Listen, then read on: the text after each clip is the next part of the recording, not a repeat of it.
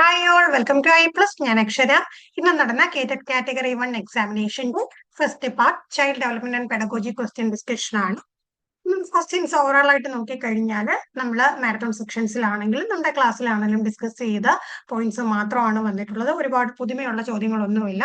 പഠിച്ച കൺസെപ്റ്റ്സ് തന്നെ പല രീതിയിൽ ചോദിച്ചിരുന്നു. നമ്മൾ മാരത്തോൺ സെക്ഷൻസിൽ എടുത്ത് പറഞ്ഞ കാര്യങ്ങൾ അതുപോലെ തന്നെ ചോദിച്ച ചോദ്യങ്ങളും ഉണ്ട്. അപ്പൊ എന്തായാലും നമുക്ക് ക്വസ്റ്റ്യൻസ് നോക്കാം. വികാസ തത്വങ്ങൾ മനസ്സിലാക്കുന്നത് കൊണ്ട് ഒരു അധ്യാപികയ്ക്ക് ഉണ്ടാവുന്ന നേട്ടങ്ങളിൽ പെടാത്തത് ഏത്? അതായത് പ്രിൻസിപ്പിൾസ് ഓഫ് ഡെവലപ്മെന്റ് മനസ്സിലാക്കുന്നത് കൊണ്ട് ടീച്ചറിന് കിട്ടുന്ന അഡ്വാൻറ്റേജ് അല്ലാത്തത് ഏത്? കുട്ടികളിൽ വ്യത്യാസം നിലനിൽക്കുന്നു എന്നറിയാൻ പറ്റും. പരിസരത്തെ കുട്ടിക്ക് അനുഗുണമാക്കാം എന്ന് മനസ്സിലാക്കാൻ പറ്റും. കുട്ടികളുടെ കഴിവുകൾക്ക് വേണ്ടത്ര പ്രോത്സാഹനം നൽകാതെ ക്ലാസ് റൂം പഠനത്തിന് മാത്രം പ്രാധാന്യം നൽകാൻ പറ്റും. കുട്ടികളുടെ പെരുമാറ്റത്തിലും മറ്റുള്ള സ്വാഭാവികത കണ്ടെത്താനും പരിഹരിക്കാനും പറ്റും. അപ്പൊ ആൻസർ വരുന്ന എന്താണ്? കുട്ടികളുടെ കഴിവുകൾക്ക് വേണ്ടത്ര പ്രോത്സാഹനം നൽകാതെ ക്ലാസ് റൂം പഠനത്തിന് മാത്രം പ്രാധാന്യം നൽകാൻ പറ്റും എന്നത് എന്താണ്? തെറ്റായിട്ടുള്ള കാര്യമാണ് അല്ലെ? വികാസത്വങ്ങൾ മനസ്സിലാക്കുന്നത് കൊണ്ട് അധ്യാപിക കിട്ടുന്ന ഒരു നേട്ടമല്ല ഈ പറഞ്ഞത്. ചോദ്യം ഡയറക്റ്റ് ക്വസ്റ്റ്യൻ ആയിരുന്നു. PWD ആക്ട് പാസാക്കിയ വർഷം 1995. ചോദ്യം, ക്ലാസ് മുറിയിൽ പുസ്തകം തുറന്ന് ഇരിക്കാൻ മടിയുള്ള കുട്ടിയാണ് ലിൻഡോ. ടീച്ചർ പറയുന്നതിൽ ശ്രദ്ധ കേന്ദ്രീകരിക്കാൻ പറ്റുന്നില്ല. ഈ പ്രശ്നത്തെ കണ്ടെത്തി പരിഹരിക്കാൻ താഴെ പറയുന്നവയിൽ ഏത് മാർഗമാണ് കൂടുതൽ ഉചിതമായി ഉപയോഗിക്കാൻ കഴിയുക? ഏകവ്യക്തി പഠനം, നിരീക്ഷണം, ക്രിയാഗവേഷണം, അഭിമുഖം. ഇവിടെ നമുക്ക് നോക്കുമ്പോൾ അറിയാലോ, ഒരു കുട്ടിയുടെ കാര്യം മാത്രമാണ് എടുത്ത് പറഞ്ഞിരിക്കുന്നത്. ലിൻഡോയുടെ കാര്യം മാത്രമാണ്. ഇങ്ങനെ പറയുവാണെങ്കിൽ നമ്മൾ ആ ഒരു വ്യക്തിയെ കുറിച്ച് മാത്രം പഠിച്ചാൽ മതിയല്ലോ. ഏകവ്യക്തി പഠനം കേസ് സ്റ്റഡി ആണ് അടുത്ത ചോദ്യം, അധ്യാപക കേന്ദ്രീകൃത പഠന രീതികളിൽ പെട്ടത് ഏത്? ടീച്ചർ സെൻട്രിക് ആയിട്ടുള്ള മെത്തേഡ് ഈ കൂട്ടത്തിൽ ഏതാണ്? ഡെമോൺസ്ട്രേഷൻ മെത്തേഡാണ്. ഡെമോൺസ്ട്രേഷൻ മെത്തേഡിന്റെ പ്രാധാന്യമൊക്കെ നമ്മൾ മാരത്തോൺ സെക്ഷനിൽ ഡിസ്കസ് ചെയ്തതാണ്. അടുത്ത ചോദ്യം, അനുരൂപീകരണ ടീച്ചിങ് മാനുവൽ തയ്യാറാക്കുമ്പോൾ ശ്രദ്ധിക്കേണ്ട കാര്യങ്ങൾ തിരഞ്ഞെടുക്കുക. അതായത് അഡാപ്റ്റീവ് ടീച്ചിങ് മാനുവൽ നമ്മൾ തയ്യാറാക്കുന്ന സമയത്ത്, അഡാപ്റ്റീവ് എന്ന് പറയുമ്പോൾ നമ്മൾ ഈ പറയുന്ന പോലെ പലതരത്തിലുള്ള വിദ്യാർത്ഥികൾ വരുമ്പോഴത്തേക്ക് അവർക്ക് നമ്മൾ എന്ത് ചെയ്യണം? അഡാപ്റ്റീവ് ആയിട്ടുള്ള ടീച്ചിങ് മാനുവൽ തയ്യാറാക്കേണ്ടി വരും.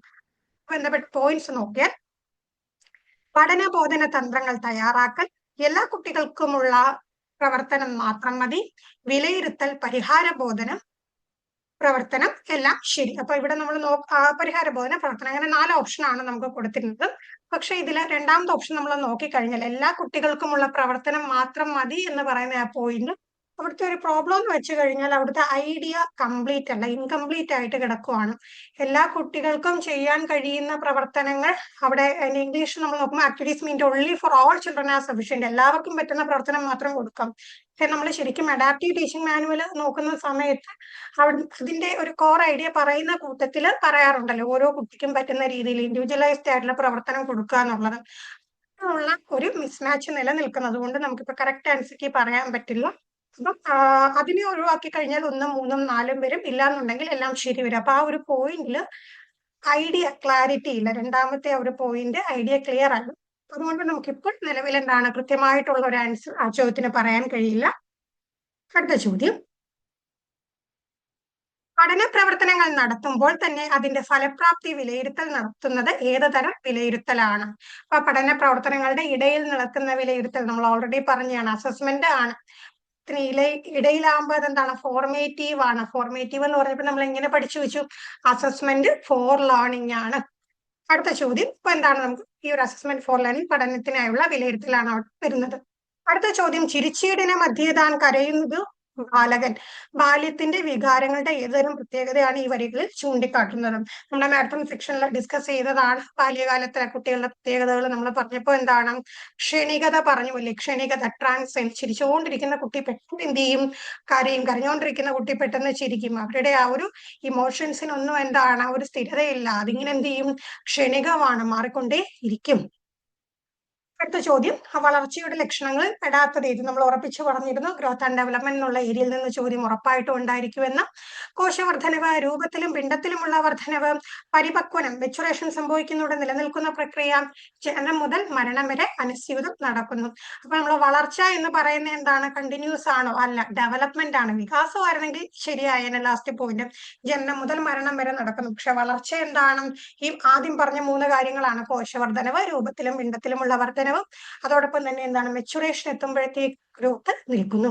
അപ്പം 4th ഓപ്ഷൻ, ജനനം മുതൽ മരണം വരെ അനുസൃതം നടക്കുന്നു എന്നതാണ് വളർച്ചയുടെ ലക്ഷണങ്ങളിൽ പെടാത്തത്. അടുത്ത ചോദ്യം, സയൻസ് ആൻഡ് ഹ്യൂമൻ ബിഹേവിയർ എന്ന കൃതിയുടെ കർത്താവ് ആരാണ്? BF സ്കിന്നർ ആണ് ഈ ഒരു കൃതിയുടെ കർത്താവ്. അടുത്ത ചോദ്യം, പഠന പ്രവർത്തനങ്ങളുമായി ബന്ധപ്പെട്ട ഉൽപ്പന്നങ്ങൾ വിലയിരുത്തി പഠന നേട്ടങ്ങളുടെ അളവ് കണ്ടെത്തുന്ന രീതി ഏതാണ്?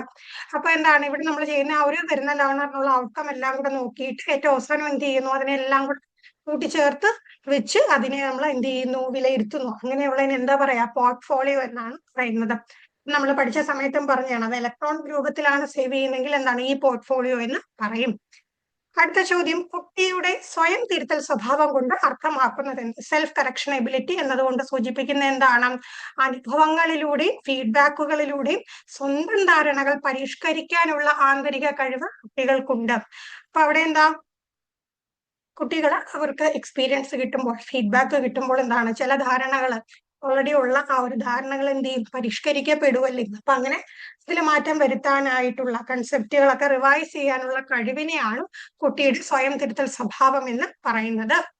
അടുത്ത ചോദ്യം വളരെ ഡയറക്റ്റ് ആയിട്ടുള്ള ഒരു കോമൺ ആയിട്ടുള്ള ഒരു ചോദ്യമാണ്.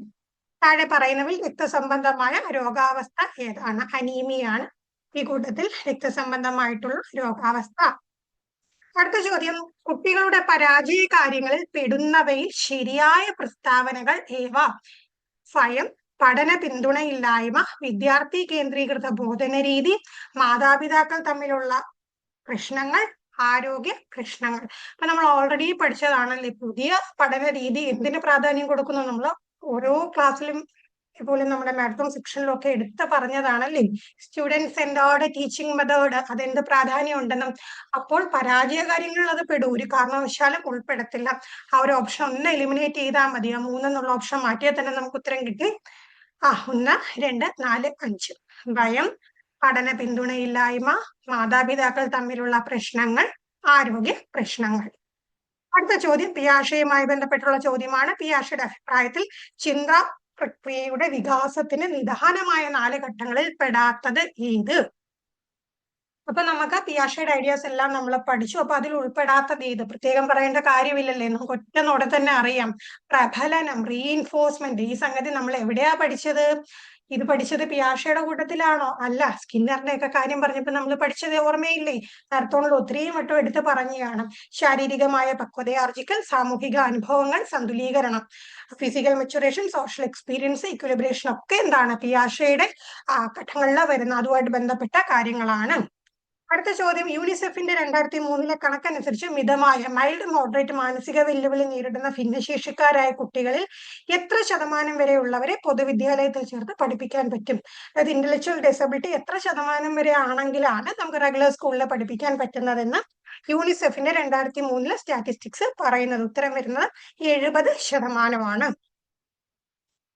അടുത്ത ചോദ്യം, ദൃശ്യസ്ഥലപരമായ ബുദ്ധി, വിഷ്വൽ ആൻഡ് സ്പേഷ്യൽ ഇന്റലിജൻസ് കൂടുതലുള്ള തന്റെ ക്ലാസ്സിലെ കുട്ടികൾക്ക് നൽകാവുന്ന പ്രവർത്തനങ്ങൾ തിരഞ്ഞെടുക്കുക. ഭാഷയിലെ വിവിധ വ്യവഹാര രൂപങ്ങൾ നൽകുക, പരീക്ഷണ നിരീക്ഷണങ്ങളിൽ ഏർപ്പെടുക, സ്കൂളിന്റെ പ്ലാൻ വരയ്ക്കുക, കൊളാഷ് നിർമ്മിക്കുക. അപ്പൊ നമ്മളെ മൾട്ടിപ്പിൾ ഇന്റലിജൻസിൽ നിന്ന് ചോദ്യം വരുമെന്ന് പറഞ്ഞു. ഇതുപോലെ എന്ത് ചെയ്യും, പല പല സിറ്റുവേഷൻസ് തരും. അപ്പൊ അതിൽ നമ്മൾ കണ്ടുപിടിക്കണം. അപ്പം ദൃശ്യസ്ഥലപരമായ ബുദ്ധിയുള്ള ഒരു കുട്ടിക്കായിരിക്കും സ്കൂളിന്റെ പ്ലാൻ വരയ്ക്കാനും കൊളാഷ് നിർമ്മിക്കാനും ഒക്കെ സാധിക്കുക. അപ്പം ഭാഷയിലെ വിവിധ വ്യവഹാരങ്ങൾ എന്നൊക്കെ പറയുമ്പോൾ എന്താണ്, അത് ലാംഗ്വേജുമായിട്ട് ബന്ധപ്പെട്ടാണ്, ലിംഗ്വിസ്റ്റിക്സ് എബിലിറ്റി ആണ്. അപ്പൊ നമ്മൾ കൃത്യമായിട്ട് ഓരോ കാര്യങ്ങളും എന്തൊക്കെയാണ് വരുന്നത്, ഓരോ ഇന്റലിജൻസിലും എന്തൊക്കെയാണ് വരുന്നത് എന്നുള്ള കാര്യം കൃത്യമായിട്ട് പഠിച്ചു വെച്ചവർക്ക് വളരെ ഈസി ആയിട്ട് ഉത്തരം കണ്ടുപിടിക്കാനായിട്ട് പറ്റും. അടുത്ത ചോദ്യം, താഴെ പറയുന്നവയിൽ ഏതാണ് കുട്ടിയുടെ പഠനത്തെ സ്വാധീനിക്കുന്ന ഒരു സാഹചര്യ ഘടകമായി കണക്കാക്കുന്നത്? ബുദ്ധിശക്തി, ശാരീരികാരോഗ്യം, ബോധന രീതികൾ, വിഷയത്തോടുള്ള താല്പര്യം. കുട്ടിയുടെ പഠനത്തെ സ്വാധീനിക്കുന്ന ഒരു സാഹചര്യമായിട്ട് നമുക്ക് ഇക്കൂട്ടത്തിൽ പറയാൻ കഴിയുന്ന ബോധന രീതിയാണ്, അതായത് നമ്മുടെ ടീച്ചിങ് മെത്തേഡ്, സിറ്റുവേഷണൽ ഫാക്ടർ എന്ന് പറയുന്നത്. ഇപ്പൊ എന്താണ്, പല ടീച്ചിങ് മെത്തേഡിലൂടെ നമുക്ക് എന്ത് ചെയ്യാൻ പറ്റും, കുട്ടിയുടെ പഠനത്തിന് ആ ഒരു നിലവാരത്തെ കൂട്ടിക്കൊണ്ടുവരാനായിട്ട് സാധിക്കും. അടുത്ത ചോദ്യം വളരെ ഡയറക്റ്റ് ഒരു ക്വസ്റ്റ്യൻ ആണ്. എബ്രഹാം മാസ്ലോയുടെ ആവശ്യങ്ങളുടെ ശ്രേണി അനുസരിച്ച് ഒരു കുട്ടിയുടെ പഠനത്തെ ബാധിക്കുന്ന ഏറ്റവും അടിസ്ഥാനപരമായ ആവശ്യം ആദ്യം വരുന്നത് എന്തെന്നാണ് ചോദ്യം. നമുക്കറിയാം ഫിസിയോളജിക്കൽ നീഡ്സ് ആണ്, ശാരീരിക ആവശ്യമാണ്. മറ്റു കാര്യങ്ങൾ സേഫ്റ്റി നീഡ്സ് ആണെങ്കിൽ, ലവ് ആൻഡ് ബിലോങ്ങിങ് ആണെങ്കിൽ, സെൽഫ് ആക്ച്വലൈസേഷൻ ഒക്കെ എന്താണ് പിന്നീട് വരുന്നതാണ്. ഏറ്റവും ബേസിക് ആയിട്ട് വേണ്ട എന്താണ് ഫിസിയോളജിക്കൽ നീഡ്സ് ആണ്. അടുത്ത ചോദ്യം, ബുദ്ധി, അഭിക്ഷമതകൾ, മനോഭാവം, സംസ്കാരം എന്നിവയിൽ ഉയർന്നു നിൽക്കുന്ന ഒരു കുട്ടിയെ ഈ നേട്ടങ്ങൾ കൈവരിക്കാൻ കൂടുതൽ പ്രാപ്തമാക്കിയ ഘടകം. പാരമ്പര്യം, വായന, പരിസരം, പഠന വേഗത. നമ്മൾ പറഞ്ഞു എൻവയോൺമെന്റ് ആൻഡ് ഹെറിഡിറ്റിയുടെ പ്രാധാന്യത്തെ പറ്റി. ഇപ്പൊ കുട്ടിയുടെ ഇന്റലിജൻസ്, എബിലിറ്റീസും ആറ്റിറ്റ്യൂഡും കൾച്ചറും ഒക്കെ കുറച്ചും കൂടെ എന്താണ് നല്ല രീതിയിൽ നേട്ടങ്ങൾ കൈവരിക്കാൻ പ്രാപ്തമാക്കുന്ന ഘടകം എന്താണ്? ആ കുട്ടിക്ക് കിട്ടുന്ന ആ ഒരു പരിസരമാണ്, എൻവയോൺമെന്റ് ആണ്. അടുത്ത ചോദ്യം, ഒരു കുട്ടി ഗണിതക്രിയകൾ ചെയ്യുമ്പോൾ ആവർത്തിച്ച് തെറ്റുകൾ വരുത്തുന്നു. ഒരു ടീച്ചർ എന്ന നിലയിൽ നിങ്ങൾ ഈ പ്രശ്നം എങ്ങനെ പരിഹരിക്കും? ഗണിതക്രിയകൾ ചെയ്യുന്ന സമയത്ത് സ്ഥിരമായിട്ട് തെറ്റ് വരുത്തുകയാണെങ്കിൽ തെറ്റിലേക്ക് നയിക്കുന്ന പ്രയാസം തിരിച്ചറിയാൻ കുട്ടിയെ പ്രാപ്തമാക്കുക. അല്ല തെറ്റേവ ആവർത്തിച്ച് എഴുതുന്നത് കൊണ്ടോ, ശിക്ഷ നൽകുന്നത് കൊണ്ടോ, രക്ഷിതാവിനോട് കുട്ടിയെ നന്നായി പഠിപ്പിച്ചു വിടാൻ പറയുന്നത് കൊണ്ടോ അല്ല പ്രയോജനം. എവിടെയാണ് ആ ഒരു തെറ്റിലേക്ക് നയിക്കുന്ന പ്രയാസം എന്തെന്ന് തിരിച്ചറിഞ്ഞ് അതിനെ പരിഹരിക്കാനായിട്ട് എന്ത് ചെയ്യണം? കുട്ടിയെ പ്രാപ്തരാക്കുകയാണ് ടീച്ചർ ചെയ്യേണ്ടത്. ബന്ധപ്പെട്ട ഡയറക്റ്റ് ക്വസ്റ്റ്യൻ ആയിരുന്നു. ഇത് നമ്മൾ ഡിസ്കസ് ചെയ്തതാണ്. ബ്രൂണറുടെ അഭിപ്രായത്തിൽ ആശയ രൂപീകരണ പ്രക്രിയയിൽ പ്രവർത്തനങ്ങളിൽ ഏർപ്പെട്ടുകൊണ്ട് പഠനം നടക്കുന്ന ഘട്ടം ഏതാണ്? Engaging in activities. അതിൽ തന്നെ ഉണ്ട് ഉത്തരവല്ലേ, പ്രവർത്തന ഘട്ടം. അല്ലെങ്കിൽ എന്താ ഒരു നമുക്കിവിടെ മനസ്സിലാക്കാൻ കഴിയുമെന്ന് വെച്ച് കഴിഞ്ഞാൽ ഡയറക്റ്റ് ചോദ്യം അവിടെ തന്നെ ഉണ്ട്. പ്രവർത്തന ഘട്ടത്തിലാണ് ആ ഒരു എന്ത് സംഭവിക്കുക? ഈ പറയുന്ന ആശയ രൂപീകരണ പ്രക്രിയയിൽ പ്രവർത്തനങ്ങൾ ഏർപ്പെട്ടുകൊണ്ടുള്ള പഠനം നടക്കുന്നത്. അടുത്തത്, ഒരേ തരം പരിമിതിയുള്ള ഭിന്നശേഷിക്കാരായ കുട്ടികൾക്കുള്ള പരിരക്ഷയും പരിശീലനവും പകൽ സമയം മാത്രം നൽകുന്ന സ്ഥാപനം. അതും അതിൽ തന്നെ ഉണ്ടല്ലേ, സ്പെഷ്യൽ ഡേ സ്കൂൾ. ആ ചോദ്യത്തിൽ തന്നെ ഉത്തരവുണ്ടല്ലേ, പകൽ സമയം മാത്രം നൽകുന്ന സ്ഥാപനം. അപ്പം ഒരേ തരം പരിമിതിയുള്ള ഭിന്നശേഷിക്കാരായ കുട്ടികൾക്കുള്ള പരിരക്ഷയും പരിശീലനവും എന്ത് ചെയ്യുന്നുണ്ടോ? പകൽ സമയം കൊടുക്കുന്നു. അടുത്ത ചോദ്യം, ക്ലാസ് മുറിയിൽ അനുഭവാധിഷ്ഠിത പഠന പ്രവർത്തനങ്ങൾ ഒരുക്കുമ്പോൾ ശ്രദ്ധിക്കേണ്ട കാര്യങ്ങളിൽ പെടാത്തതേത്? അപ്പം പെടാത്തതേതൊക്കെ ശ്രദ്ധിച്ച് നോക്കിക്കോണം. ഇവിടെ എന്താണ് ആ ഒരു ക്ലാസ് മുറിയിൽ അനുഭവാധിഷ്ഠിതം എന്ന് പറയുമ്പോൾ എന്താണ്? എക്സ്പീരിയൻഷ്യൽ ലേണിംഗ് ആണ്. എക്സ്പീരിയൻസിലൂടെ കാര്യങ്ങൾ മനസ്സിലാക്കുന്നു. അപ്പൊ അവിടെ നമുക്ക് ഈ കൂട്ടത്തിൽ ആപ്റ്റായി വരുന്ന പഠനോപകരണങ്ങൾ ഉപയോഗിക്കരുത് എന്നതാണ്. കാരണം പഠന പ്രവർത്തനങ്ങളെ കുറിച്ച് ധാരണ ഉണ്ടാകണം, പഠിതാക്കളുടെ പൂർണ്ണ സമർപ്പണം ഉറപ്പാക്കണം, പഠന അനുഭവങ്ങളുടെ പ്രതിഫലനം നടത്താൻ അവസരം ഒരുക്കണം. ഇതൊക്കെ അതുകൊണ്ട് ചേർന്ന് പോകുന്നതാണ്. വരുമ്പോൾ നമുക്ക് ഒഴിവാക്കാൻ കഴിയുന്നത് പഠനോപകരണങ്ങൾ ഉപയോഗിക്കരുത്. അടുത്ത ചോദ്യം ഡയറക്റ്റ് ചോദ്യമാണ്. ശിശു സൗഹൃദ പഠനാന്തരീക്ഷം രൂപപ്പെടുത്തുന്നതിൽ പ്രൈമറി ക്ലാസ്സുകളിൽ ഏറ്റവും അനുയോജ്യമായ പഠന മാധ്യമം ഏതാണ്? മാതൃഭാഷയാണ്. പഠനം പാൽപായസമാക്കുക എന്നൊക്കെ നമ്മൾ മുമ്പത്തെ സെക്ഷനിൽ പറഞ്ഞിട്ടുണ്ട്. മാതൃഭാഷയാണ്. അടുത്ത ചോദ്യം, ഭാഷ കേട്ട് മനസ്സിലാക്കാനും പറയാനും വായിക്കാനും എഴുതാനും കണക്ക് കൂട്ടാനുമുള്ള ശേഷികൾ നേടുന്നതിലും ഉപയോഗിക്കുന്നതിലും കാര്യകാരണ ചിന്തനത്തിലും വരുത്തുന്ന ഒരു കൂട്ടം വ്യത്യസ്ത വൈകല്യങ്ങളാണ്. പ്രത്യേകം എടുത്ത് പറയണം, നമുക്ക് നല്ലപോലെ അറിയാല്ലേ, പഠന വൈകല്യങ്ങളാണ്. ഓരോ പഠന വൈകല്യത്തിന്റെയും ആ ഒരു ലക്ഷണങ്ങൾ എന്താണെന്നൊക്കെ നമ്മൾ കൃത്യമായിട്ട് പഠിച്ചതാണ്. അടുത്ത ചോദ്യം, താഴെ പറയുന്നവയിൽ കുട്ടി ഒരു ശാസ്ത്ര പര്യവേക്ഷയാണ് എന്ന ആശയത്തെ ഏറ്റവും അധികം പിന്തുണയ്ക്കുന്ന പ്രസ്താവന തിരഞ്ഞെടുക്കുക. ടീച്ചർ പറയുന്നത് എന്തുമനുസരിക്കും, പരീക്ഷയിൽ ഉയർന്ന ഗ്രേഡ് കിട്ടണമെന്ന ലക്ഷ്യത്തോടെ മാത്രം പഠിക്കും, ചുറ്റുപാടുമായി ഇടപഴകുകയും പരീക്ഷണങ്ങളിലൂടെ നിഗമനങ്ങളിൽ എത്തുകയും ചെയ്യും, പഠനപ്രവർത്തനങ്ങളിൽ നിശബ്ദത പാലിക്കും. ഇപ്പൊ എന്താണ് ഇവിടെ നോക്കിക്കഴിഞ്ഞു, ശാസ്ത്ര പര്യവേക്ഷയാണ് എന്ന ആശയത്തെ ഏറ്റവും അധികം പിന്തുണയ്ക്കുന്ന എന്തായിരിക്കും? ചുറ്റുപാടുമായി ഇടപഴകുകയും പരീക്ഷണങ്ങളിലൂടെ നിഗമനങ്ങളിൽ എത്തുകയും ചെയ്യുന്നതാണ്. അടുത്ത ചോദ്യം, ചിത്രം വരച്ച് നിറം നൽകുന്നതിൽ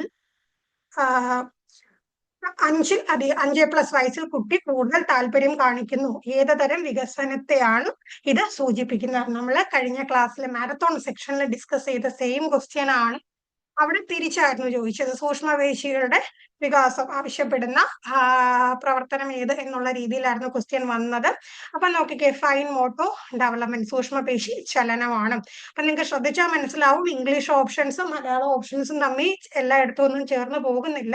സ്ഥൂലപേശി വികാസത്തിന് അവിടെ ഇമോഷണൽ ഡെവലപ്മെന്റ് എന്നാണ് കൊടുത്തത്. അപ്പം ചില കാര്യങ്ങളിൽ എന്താണ് ക്വസ്റ്റ്യൻ ക്യാൻസൽ ആവാൻ സാധ്യതയുണ്ട്. കാരണം ഇംഗ്ലീഷും മലയാളവും വ്യത്യസ്തമായിട്ടുള്ള ഓപ്ഷൻസ് കയറി വരുമ്പോൾ അടുത്ത ചോദ്യം, ചെറിയ ക്ലാസ്സുകളിൽ എല്ലാവരുടെയും സഹകരണം ഉറപ്പാക്കണമെങ്കിൽ കൊടുക്കാവുന്ന പ്രവർത്തനം തിരഞ്ഞെടുക്കുക.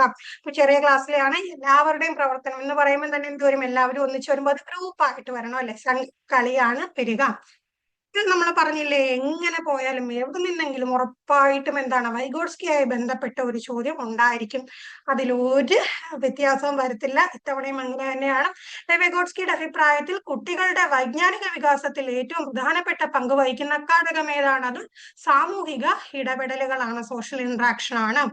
അടുത്തത്, പ്രീ പ്രൈമറി ക്ലാസ്സുകളിൽ എത്തുന്ന കുട്ടിയുടെ വികാസഘട്ടത്തെ വിളിക്കുന്ന പേര് എന്തായിരിക്കും? ഏർലി ചൈൽഡ്ഹുഡ് ആയിരിക്കും അല്ലെ, ആദ്യ ബാല്യമായിരിക്കും. ക്ലാസ്സിൽ എടുത്തു പറഞ്ഞിരുന്നു കാറ്റഗറി 1 ആണെങ്കിൽ കാറ്റഗറി 1 നമ്മൾ പഠിപ്പിക്കാൻ പോകുന്ന കുട്ടികൾ ഏത് ഘട്ടത്തിലാണ് ഉൾപ്പെടുന്നതെന്ന് കൃത്യമായിട്ട് പലരുടെ ഡിവിഷൻ ഉണ്ട്, എല്ലാ ഡിവിഷനും പഠിച്ചു വെച്ചിട്ട് പോകണമെന്ന് പറഞ്ഞു. തന്നെ ചോദിക്കുന്നതാണ്. നോക്കിക്കഴിഞ്ഞാൽ എങ്ങനെ നോക്കിയാലും ഒരു 90% ക്വസ്റ്റ്യൻസും ഓൾറെഡി നമ്മൾ ഡിസ്കസ് ചെയ്ത കൺസെപ്റ്റ് തന്നെയാണ്, ഡയറക്റ്റ് വന്നിട്ടുള്ളതാണ്. പിന്നെ ബാക്കിയുള്ളത് എന്താണ്, ഇൻഡയറക്റ്റ് ആയിട്ടുള്ള. പിന്നെ 1-2 ചോദ്യങ്ങൾ, ഇപ്പം ആ ഒരു 70% കണക്ക് വന്നതും പിന്നെ സ്കിന്നറിന്റെ ബുക്കിന്റെ പേര് വന്നതും ഒക്കെയാണ് നമുക്ക് എന്താണ് അത്ര പ്രിഡിക്റ്റബിൾ അല്ലാതിരുന്നത്. ബാക്കി എല്ലാം തന്നെ എന്താണ് പ്രിഡിക്റ്റബിൾ ആയിട്ട് ക്വസ്റ്റ്യൻ ആയിരുന്നു. അപ്പൊ എക്സാം എങ്ങനെ ഉണ്ടായിരുന്നു എന്ന് തീർച്ചയായിട്ടും നിങ്ങൾ കമന്റ് ചെയ്യുക. ഇപ്പൊ പരീക്ഷയ്ക്ക് ആദ്യമായിട്ടൊക്കെ പങ്കെടുത്ത് ഒന്ന് എന്താണ് എങ്ങനെയാണ് പരീക്ഷ എന്നൊക്കെ നോക്കി മനസ്സിലാക്കാൻ വേണ്ടി പരീക്ഷ എഴുതിയവരുണ്ടാവും. കൃത്യമായിട്ടുള്ള ഒരു പ്ലാനിങ്ങോടുകൂടി പഠിക്കാനായിട്ട് ഒരു കോച്ചിങ് ആവശ്യമാണെങ്കിൽ തീർച്ചയായിട്ടും നിങ്ങൾക്ക് എന്ത് ചെയ്യാം, MoneyPlus ഓപ്റ്റ് ചെയ്യാം. പിന്നെ നമ്മുടെ ക്ലാസ്സുകളെ കുറിച്ചുള്ള ഡീറ്റെയിൽസ് ഒക്കെ അറിയാനായിട്ട് ബോട്ട് നമ്പറിൽ കോൺടാക്ട് ചെയ്താൽ മതി. ഈ ക്വസ്റ്റ്യൻ പേപ്പറിന്റെ ഡീറ്റെയിൽഡ് ആൻസർ കീ നിങ്ങൾക്ക് പഠിക്കാനായിട്ട് ഡീറ്റെയിൽഡ് ആൻസർ കീ പിന്നീട് നമ്മുടെ ചാനലിൽ അപ്ലോഡ് ചെയ്യുന്നതായിരിക്കും. അപ്പോൾ കാണാം. Thank you.